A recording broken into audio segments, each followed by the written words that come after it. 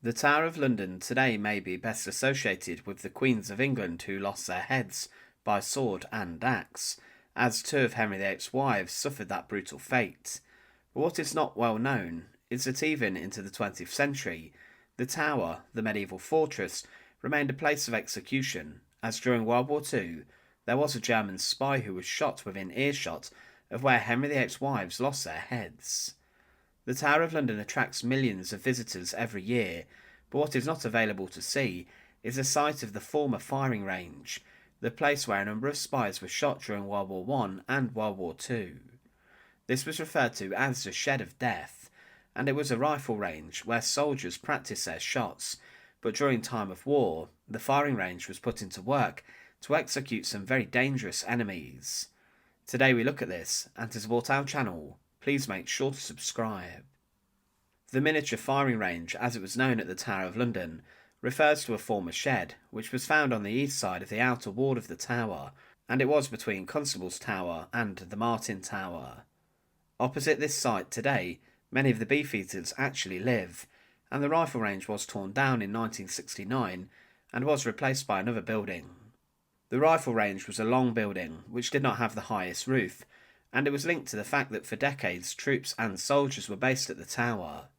During World War One and World War Two, the tower had an active role in training and recruiting soldiers to fight, and the rifle range was where troops based in the barracks were actually trained to fire inside of the range.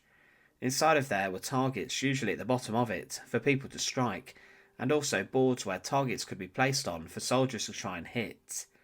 There were other execution sites during World War One inside of the Tower of London, as in July 1915 there were two German spies named Janssen and Reuss who were actually shot in the ditch of the tower and not the rifle range.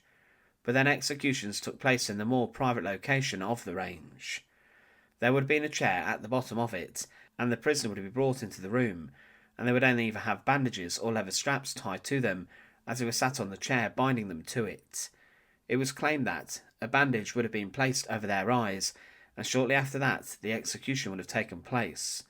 One of the spies did ask for a lady's silk hanky to be tied over his eyes, but it was a little bit short, so they had to tie bandages to the hanky. The firing squad was made up of British troops who were based at the tower, and they would then be told to ready their rifles by a commanding officer.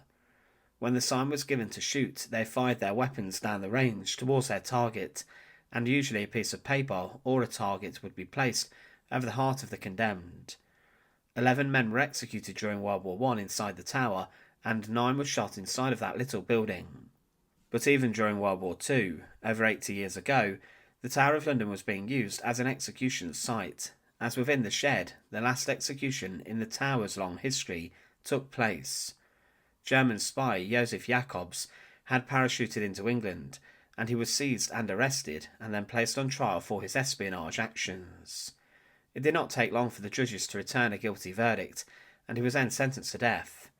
Jacobs was imprisoned inside of Wandsworth Prison until the day of his execution. He tried to appeal to King George VI for his life, but this was rejected. On the early morning of the 15th of August 1941, Josef Jacobs left Wandsworth and was accompanied to the Tower of London under military escort. When at the tower a doctor offered him a tablet to calm his nerves, he accepted this, and then he walked into the miniature firing range between the inner and outer walls of the tower, where the First World War spies had also been executed.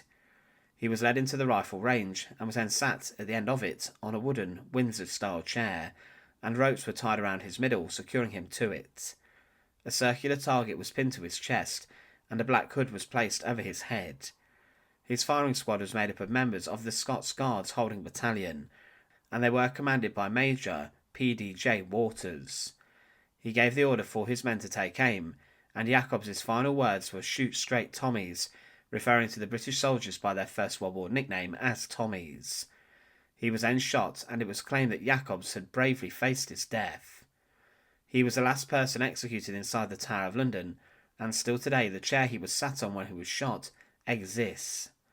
But the firing range was then later pulled down, and as mentioned today, this building does not exist. There is only an information panel placed on the wall walk of the inner ward, showing where the execution place used to be, at the foot of this sign, but it was one of the most ruthless execution sites and one of the most prolific inside the Tower of London, where a number of German spies met their end. Thanks for watching. To support our channel, please make sure to subscribe, and once again, thank you so much for watching.